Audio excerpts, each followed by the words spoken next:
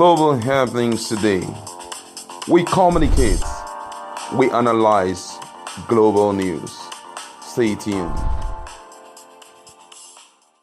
Hello guys, welcome back to our channel. We're so excited to have you back again. Please, if you're not subscribed, kindly hit on the red subscribe button and also the bell icon so that you can get notification anytime we publish videos on YouTube. We are looking at what is actually happening in Ondo State, where the gubernatorial election will be coming up by October 10, 2020. Right now, there is a lot of quarrel, between the Akeredolu, who is the governor of Ondo State, and the deputy governor. Don't forget that some few weeks ago, the deputy governor decided to decamp from APC to PDP. So right now, both of them are not in the same page. As we're talking to you, Akeredolu, because of his coronavirus status, has decided to self-isolate, and ideally, by constitution, he should hand over to the deputy governor, AJayi, to run the show of the state. But right now, he is still doing the signing of documents, files, and all of that by himself. He refuses to hand over to Governor AJayi. I believe it's because Governor AJayi may use that opportunity to do anything he likes. So that's why, since both of them are not in the same party again, they're trying to see how they can live, being very careful of each other. But right now, what we have here at hand for you is the fact that Ondo Deputy Governor is telling Akeredolu that he's incapacitated and he should hand over to him, which I believe is his legal right. But however, let's look at the news in detail. Sequel to the COVID-19 status of Governor Akeredolu of Ondo State, his deputy AJayi has urged his boss to do the needful by handing over to him as acting governor. On June 30th, Akeredolu had begun self-isolation after he was confirmed COVID-19 positive, insisting that he will still be treating and attending to files. AJayi, who gave his boss 21-day ultimatum, stated that Akeredolu COVID-19 status, which returned positive, was an indication that he is incapacitated. Akeredolu had on Friday described his deputy as a threat to governance in the state, emphasizing that AJayi no longer belongs to the APC and governance in the state, stressing that it is non-issue that he should hand over governance to AJayi.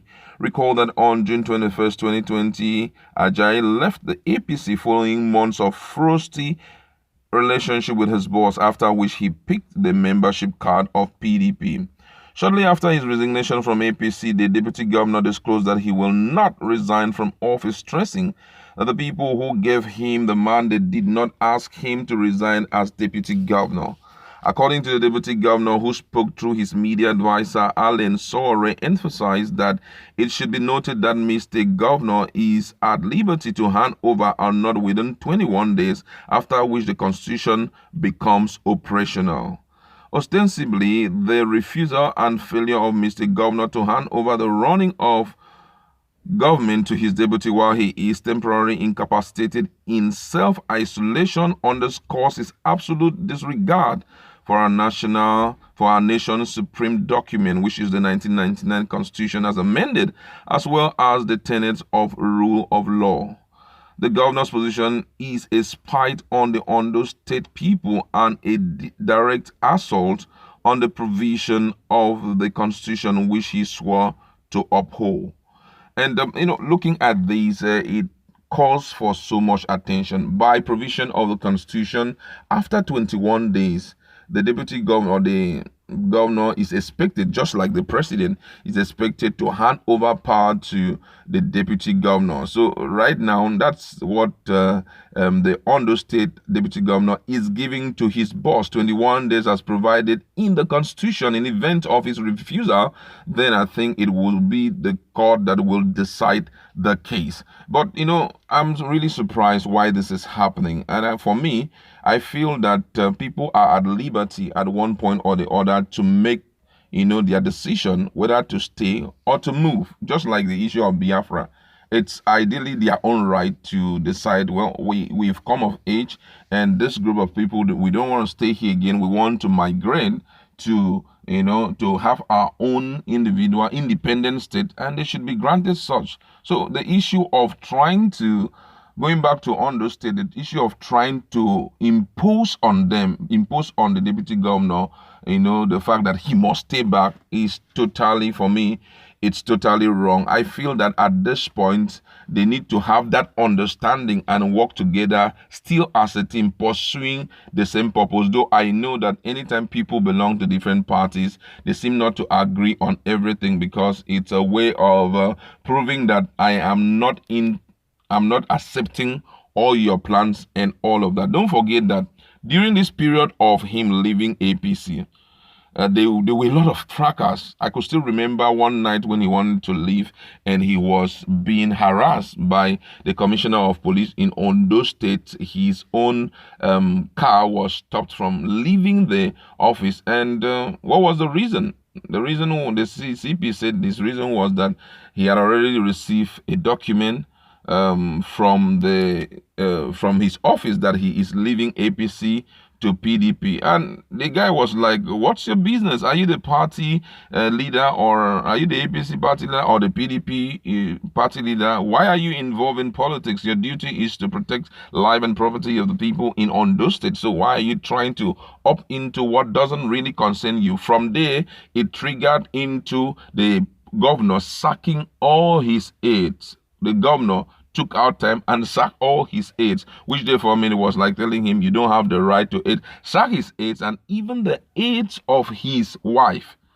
To a point that the guy, when he came back, though we are yet to confirm, he had to bring back all his aides. And but the question is, are they still in the payroll of the government, or they are in the payroll of AJayi himself?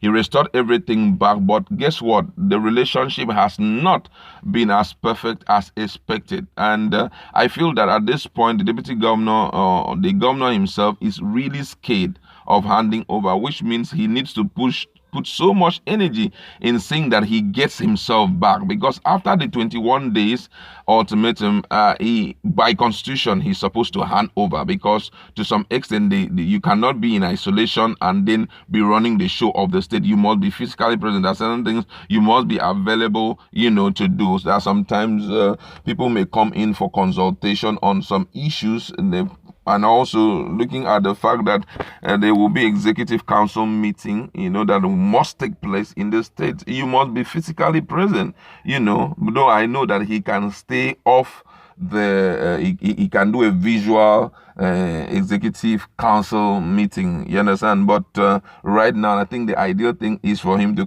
hand over. This issue we are seeing is dated back to 2019. It was there, but this guy AJayi was denying it. He said that there is nothing like issues between him and his boss, that they were in best of relationship and all of that, but it wasn't true. Time, had to unveil it. And at this point, I can assure you that the issue of Akeredolu being the governor is really shaken. I don't know how much of people's respect goes to this AJayi, because at one time I heard that the Akeredolu had to beg him that please, he shouldn't leave, he should stay back.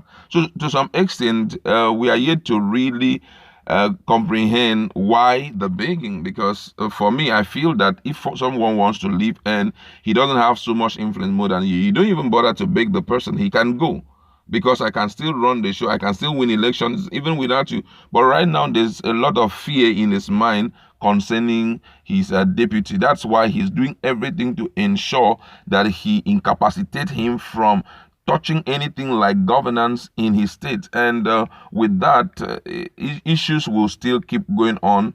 And with issues going on, it therefore means it's going to be a tough one when the period of the elections, roll out. Don't forget that PDP are giving, don't also forget that PDP is actually giving the deputy governor so much stress. As I'm talking to you, they were like, it can happen whereby you just come off to PDP and then you are being table as the man that must run the show. It's not as easy as that. Don't forget also that for the case of Obaseki, it wasn't an easy run. He had to spend some reasonable amount of money. Some person said he has spent to the tune of 6 billion naira for him to be able to sideline the other guys who were out there to, stop him from becoming the ticket bearer for PDP. I think that the same thing will happen in Ondo State if he doesn't grease the hands of the leaders very well and play his politics very intelligently. I don't think that they will give him that chance. Guess what? There are countless people who have been waiting on the queue to find themselves in that position. So right now, 21 days ultimatum has been given to the governor of Ondo State to quit his position and hand over to the deputy governor. Let's wait for that 21 hours. If he doesn't recover, then he needs to hand over.